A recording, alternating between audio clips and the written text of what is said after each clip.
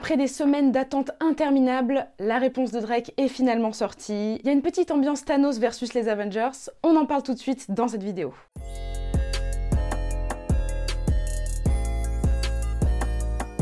Afin de vous rafraîchir rapidement la mémoire, on va recontextualiser un petit peu toute cette histoire. Souvenez-vous, il y a quelques semaines, l'album de Future feat. Metro Boomin sortait, We Don't Trust You. Dans cet album, on a pu entendre quelques shots qui étaient directement dirigés envers Drake, que ce soit de la part de Future, qui dans un de ses sons par exemple traitait Drake de fan numéro 1. Nous avions Kendrick Lamar qui avait salement clashé Drake également sur le son Like That, avec une prod de Metro Boomin qui était meurtrière. Cet album a vraiment créé beaucoup d'histoires dans le rap game, et ce n'était que le début, puisque quelques jours plus tard, Metro Boomin et Future sortent We Still Don't Trust You, donc une deuxième version de We Don't Trust You, avec des nouveaux sons, des nouveaux shots directement encore dirigés vers Drake. On a notamment un clash de The Weeknd qui avait indiqué dans l'un des sons qu'il était content de ne pas avoir vendu son âme en quelque sorte. À savoir que Drake avait essayé à tout prix il y a quelques années, au début de la carrière de The Weeknd, de le signer chez OVO. The Weeknd avait finalement refusé, il avait créé sa propre branche de label avec EXO. Enfin bref, Drake en a pris beaucoup pour son grade lors de ces deux albums. On attendait sa réponse, il y avait des rumeurs qui disaient que le son allait sortir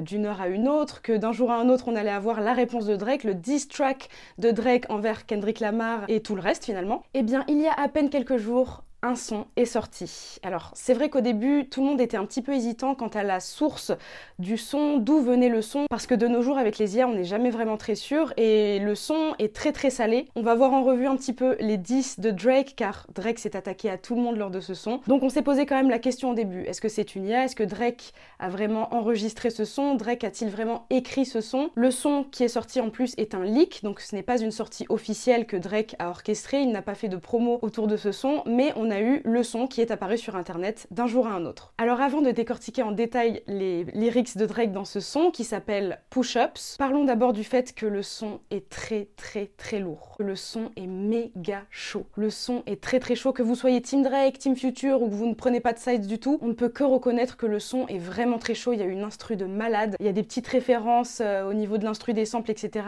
On va en parler tout de suite, mais juste le son est vraiment très chaud. Là c'est du Drake à 100%. Drake est revenu pour les necks de ses ennemis et ça fait très mal. On revoit ensemble les lyrics de la chanson. Alors avant tout, il répond à Future, donc Future qui est un petit peu un des acteurs principaux de ce gros bif. Comme je vous l'ai dit précédemment, Future avait traité un petit peu Drake, voilà, de t'es mon fan numéro 1, t'es mon petit un petit peu, etc. Drake répond en disant I could never be nobody number one fan. Donc je ne pourrais jamais être le fan numéro 1 de quelqu'un, de qui que ce soit. T'arrives même pas à booker en dehors des USA. Moi je suis au Japon parce que je suis big au Japon, vraiment, tout le monde me connaît, même au Japon, etc. Enfin bref. Il flex un peu sur Future au début, c'est léger, ok, c'est de bonne guerre, il lui répond. Il commence ensuite à s'attaquer à Kendrick Lamar. Alors je vais essayer de garder mon sérieux en vous lisant les lyrics, mais vraiment, Drake est allé vraiment hard dans la bouffe, dans la cabine. Drake, il a tout lâché. Alors pour Kendrick, il commence à dire « Comment peux-tu être le big stepper alors que tu fais une taille 7 en chaussures ?» Une taille 7 en chaussures, moi, faut savoir que je fais à peu près une taille 8, ce qui équivaut à un 39-40, à peu près 40. Une taille 7, je pense que c'est un petit 38, un petit 39.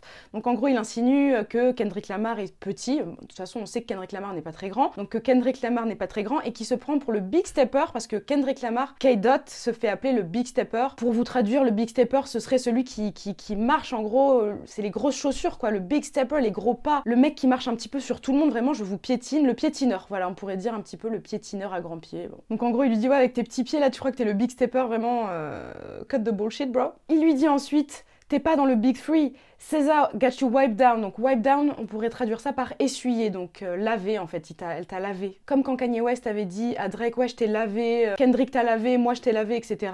Là il fait référence au featuring que Kendrick Lamar a pu faire dans l'industrie, donc nous avons SZA, donc il dit SZA t'a lavé, Travis t'a lavé, 21 Savage t'a lavé. Donc en gros, tous ses feats l'ont lavé sur ses propres sons. Il fait ensuite un jeu de mots incroyable en disant « Comme ton label, tu es dans mon viseur ». Mais le « dans mon viseur », en anglais, il le dit « You're in a scope ». You are in a scope. Si je le dis rapidement, « You're in a scope », ça fait penser à Interscope, le label de Kendrick Lamar. Donc c'est un label, Interscope, c'est un grand label avec lequel Kendrick Lamar est en contrat. Donc tu es dans le viseur comme ton label, You're in a scope. Vraiment ça, j'avoue que c'est très hard, très bien joué. C'est un super bon jeu de mots. De toute façon, bah voilà, c'est Drake, hein, je veux dire, il est très talentueux. Mais là, vraiment, dans ce son, les lyrics, etc., les shots qu'il a take aux autres artistes, vraiment une ambiance de Thanos. Hein. Ensuite, il semble name drop un petit peu la femme de Kendrick Lamar puisqu'il dit « Je suis avec des bodyguards comme Whitney ». Alors il y a un film qui s'appelle The Bodyguard dans lequel Whitney Houston joue, mais Whitney c'est également le nom de la femme de Kendrick Lamar. Donc peut-être que sur cette bars là, il insinuerait que la femme de Kendrick Lamar coucherait avec des bodyguards, etc. Enfin bref, des histoires dont je ne suis pas vraiment au courant et qui m'importent peu pour être honnête, mais on est quand même sur une attaque encore une fois directement dirigée envers l'entourage de Kendrick Lamar. On peut aussi remarquer que dans ce son, Drake a utilisé un sample. C'est un sample en fait d'un live que DJ Academics, donc DJ Academics c'est une personne qui est assez connue dans la culture hip-hop, un blogueur, liver, twitcher, ce que tu veux, en gros il sort des scoops sur les rappeurs, sur les stars, etc. Il s'attaque beaucoup aux femmes d'ailleurs ce mec, mais bref voilà, on n'est pas là pour parler de lui, mais Drake a pris un extrait d'un live de DJ Academics où DJ Academics dit « What top 5 are you smoking on, Kendrick ?» Je vous mets l'extrait du live rapidement. What top 5 you smoking on, Kendrick? Because my top 5 is Drake, Drake, Drake. Donc en gros, il name drop un peu Kendrick par le biais d'un sample. Bon, ça aussi c'est assez intelligent. On continue avec Metro Boomin qui, selon moi, a pris le plus de hits. Vraiment, Metro Boomin, vraiment c'est chaud pour lui. Alors je vous lis ce que Drake a écrit pour Metro Boomin. Il dit What the fuck, c'est 20v1 nigga. Donc en gros, t'as ramené 20 personnes contre moi. Une personne, c'est 20 vs une personne. Ce qui fait encore une fois un petit peu penser au mood des Avengers. Genre tous les Avengers du game contre Thanos. Drake. Il dit ensuite Metro, shut your hoe ass up and make some drums, nigga. Bruh. En trad, ça donne Metro, ferme bien ta grosse gueule et continue de faire tes sons de ton côté, continue de faire tes instrus. Waouh, non vraiment, quand il a name drop Metro, vraiment, Metro, shut your hoe ass up. Bro, je vous jure que c'était terminé pour moi à ce moment-là, le son il était... J'avais même pas besoin de continuer le son, je l'ai continué afin de pouvoir quand même être au courant de ce qui se passe dans la culture et parce que le son est méga chaud.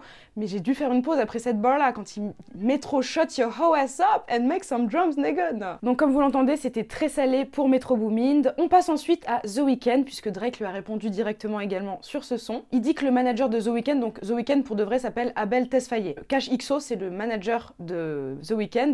Il dit Cash is blowing Abel money, donc vraiment Cash est en train de dépenser tout l'argent de Abel, donc The Weeknd. Il name drop The Weeknd et il l'accuse ensuite d'avoir switch size, donc d'avoir changé de côté, puisque c'est vrai que Drake et The Weeknd ont une carrière qui était très liée, au début en tout cas de la carrière de The Weeknd, qui a percé grâce à Drake, disons-le. Moi j'ai connu par exemple The Weeknd grâce à Drake, j'ai vu Drake en concert, The Weeknd était en première partie, j'ai ensuite été une grande fan, etc.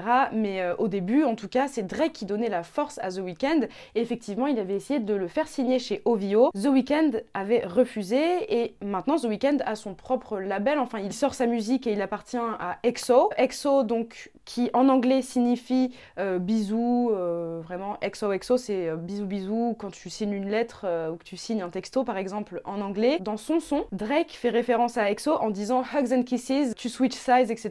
Donc vraiment, on comprend qu'il parle de XO en disant hugs and kisses. The Weeknd a répondu en story en postant une photo de lui qui était mort de rire, donc j'imagine qu'il veut prouver que tout va bien, que rien ne l'atteint, etc. Après c'est vrai que The Weeknd n'est pas trop dans les clashs en général. The Weeknd c'est un clasher, mais low-key, très discret. The Weeknd est très discret parce que de base il est pas dans le rap game. The Weeknd de base, The Weeknd c'est un chanteur, ok il est dans le monde du hip-hop, le R&B, etc. Mais c'est pas du tout un rappeur comme Drake ou comme Future par exemple. Mais The Weeknd aime bien sur certains featuring et sur certains sons, derrière sa petite voix aiguë, sa petite voix de chanteur, il aime bien clasher. Il aime bien clasher et là d'ailleurs quand il a clashé Drake, on comprend tout de suite que entre les deux déjà il y a des petits soucis et on comprend que The Weeknd est quand même assez shady. La dernière personne connue en tout cas, parce que le son est long, il y a beaucoup de lyrics, je vous invite à aller voir les lyrics sur internet et même à aller écouter le son Push-Ups. Moi je ne répertorie dans cette vidéo finalement que les clashs qu'il y a eu parce qu'il y en a eu beaucoup. Mais donc on termine avec Rick Ross. Souvenez-vous, on en a parlé lors de ma dernière vidéo sur le sujet. Lors de toute cette histoire de clash avec Future, Metro Boomin, Kendrick Lamar, J. Cole, Drake, enfin bref, tout ce mess, on a eu Rick Ross et Nav qui ont unfollow Drake sur Instagram. C'est là qu'on se rendait compte que le rap game commençait à être un petit peu scindé en deux équipes, donc vraiment Drake versus everybody. Nous avons donc Rick Ross qui avait unfollow Drake sur Instagram. Ça n'a pas forcément plu à Drake qui a décidé d'être shady et qui a invité la dernière ex de Rick Ross à l'un de ses shows. Il clash également Rick Ross dans le son directement avec les lyrics suivants. Je prendrai soin de ta dernière ex comme si j'étais Ricky, Rick Ross, Ricky Rosé. Ce nigga jump dans cette histoire alors qu'il va avoir 50, donc il va avoir 50 ans, le frérot il est encore à jump dans les petites histoires comme ça. Tous tes gros sons c'est grâce à Drizzy, donc il insinue que Rick Ross ne serait rien sans Drake. Alors ça je suis pas forcément d'accord, mais c'est vrai que si on regarde bien, les plus gros hits de Rick Ross, souvent sont des featuring avec Drake. On peut citer Diced Pineapple par exemple, et il y en a plein d'autres. Ils ont pas mal collaboré dans le passé, donc c'est quand même un peu triste de les voir se clasher comme ça. Mais il y a vraiment de l'eau dans le gaz entre les deux. C'est vrai que nous, en tant que public, à ce moment-là, on comprend pas vraiment ce qui s'est passé. Drake a été unfollow par Rick Ross sur Insta, ensuite il lui throw des shots dans son son. Qu'est-ce qui se passe à ce moment-là? On ne sait pas vraiment. Drake dit donc à Rick Ross de rester en dehors de ses affaires, mais c'était sans compter l'ego de Rick Ross qui, je crois que c'était le lendemain ou quelques heures après vraiment, a sorti un diss track envers Drake. Donc vraiment, je crois que le son était dans un coffre-fort qui l'attendait à tout prix, de la moindre occasion de pouvoir sortir ce diss. Rick Ross était ready, steady ready. Mais donc, il sort Champagne Moments, Champagne Papi, qui est le nom de Drake sur Instagram, donc petite référence directement à Drake. Dans ce son, il clash Drake, vraiment. Enfin, il y a plein de gens qui ont dit, ouais, Rick Ross, il a rendu ce beef, il a rendu ce clash éclaté. On avait un vrai beef avec Future, Drake, J. Cole, Kendrick Lamar, enfin vraiment le haut du panier. Et il y a Rick Ross qui se ramène, qui fait des sublis, etc. Enfin bref. Je vais vous lire un petit peu ce que Rick Ross a dit sur Drake dans ce son. Alors dans son son Champagne Moment, Rick Ross dit directement à Drake « Je t'ai unfollow parce que tu as envoyé une mise en demeure à French Montana ». Donc là vraiment, on comprend que l'histoire prend une autre tournure. French Montana est mêlé à tout ça. Alors cette histoire, en fait, ce serait effectivement Drake qui aurait envoyé une mise en demeure à French Montana après s'être rétracté sur le verse qu'il avait envoyé à French Montana pour son son Mac and Cheese. Drake avait enregistré un couplet pour ce son-là, qui est un son de French Montana, mais avant que le son sorte, Drake aurait envoyé une mise en demeure à French Montana afin que celui-ci ne puisse pas sortir le couplet qu'il avait enregistré. Alors je ne saurais pas vous dire d'où ça vient, je ne saurais pas vous dire pourquoi French Montana se retrouve mêlé à cette histoire, pourquoi lui et Drake sont en bif de base, mais apparemment ce serait pour ça que Rick Ross a jump into it. Il va ensuite sur un terrain un petit peu plus immature puisqu'il accuse Drake directement d'avoir fait de la chirurgie esthétique. Il lui dit ouais, t'as refait ton nez, t'as refait tes abdos, tu es blanc. Alors va savoir pourquoi, il semblerait que être blanc est une insulte pour Rick Ross puisqu'il n'a de cesse de dire oui, Drake t'es blanc, Drake t'es blanc. Drake effectivement est light skin, donc sa mère est blanche, son père est noir, donc il est métis en fait, il a une peau assez claire, on dit light skin en américain. Mais donc c'est vrai qu'aux États-Unis, le racisme a encore des beaux jours, que ce soit d'un côté ou de l'autre d'ailleurs, puisque quand on se penche vraiment sur la communauté hip-hop, la communauté noire, etc. aux États-Unis, la communauté afro-américaine, on remarque qu'il y a encore de sérieux problèmes de racisme, que ce soit du racisme envers les noirs, donc directement envers leur propre communauté, ou même du racisme envers les blancs, en traitant par exemple les personnes métisses ou les personnes noires claires de peau de blanc. Et donc Drake, qui est light skin, s'est souvent fait insulter, on a souvent remis en cause sa street credibility par le fait qu'il était light skin, par le fait qu'il avait une bonne relation avec sa maman, qu'il avait bien été éduqué, etc. Such a beautiful day. Me waking up from a nap, I just realized BBL Drizzy called his mommy on me. Cupcake Drake, tell your mama you stayed out past your curfew, white boy. Donc ça c'est vraiment un autre débat, mais je trouve que c'est un débat qui est quand même intéressant de parler de ce racisme encore. Rick Ross n'a pas honte de traiter Drake de blanc, c'est une insulte dans sa bouche. Donc bref, il y a un vrai souci, surtout que Drake n'est pas blanc du coup, si son père est noir il peut pas être blanc. Rick Ross a vraiment pété un câble, il s'est mis dans l'histoire alors que personne ne lui avait rien demandé, mais c'est un petit peu ça, c'est un petit peu le jeu. Je pense que lorsqu'on voit un clash de cette ampleur dans le rap game, c'est une opportunité pour beaucoup de revenir un petit peu sur le devant de la scène, de se ramener un petit peu, de take side, donc comme Rick Ross l'a fait, de vraiment prendre parti, de carrément unfollow Drake, etc. Parce que les stars, lorsqu'elles s'unfollow, il y a vraiment un acte public, parce qu'ils savent très bien que leurs fans, les followers sur Insta, etc., il y en a certains, tous les jours, ils regardent qui a unfollow qui, etc.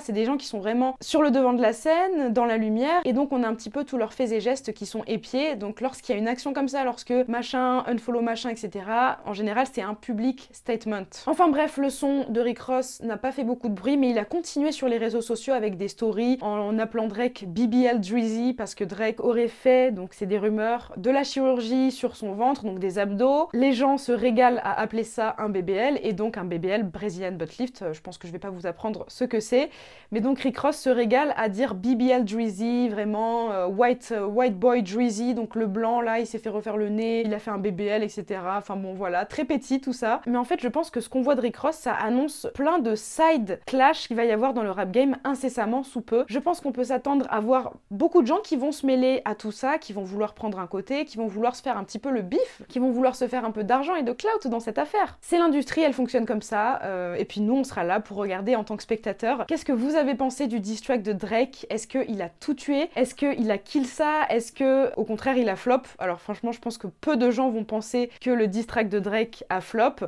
Est-ce que vous pensez que c'est une IA? Alors je pense que ça a été confirmé vraiment rapidement, hein, on a pu voir que c'était pas une IA, il y a certains contenus contenant ce diss track qui ont été copyrighted. Quand c'est copyrighted, c'est que c'est pas une IA, hein, c'est qu'il y a vraiment des droits sur la chanson et qu'elle a vraiment été enregistrée. J'ai hâte de voir si Drake va sortir la chanson directement sur les plateformes, parce que rien que le leak là a fait énormément de bruit. Enfin, on va suivre tout ça de près, j'ai hâte de voir la suite. Dites-moi ce que vous pensez en commentaire. N'hésitez pas également à me suivre sur mes réseaux sociaux, donc ma chaîne YouTube, mais également mon compte Instagram que je vous affiche juste ici. Et puis on se retrouve très vite pour une nouvelle vidéo. Bye!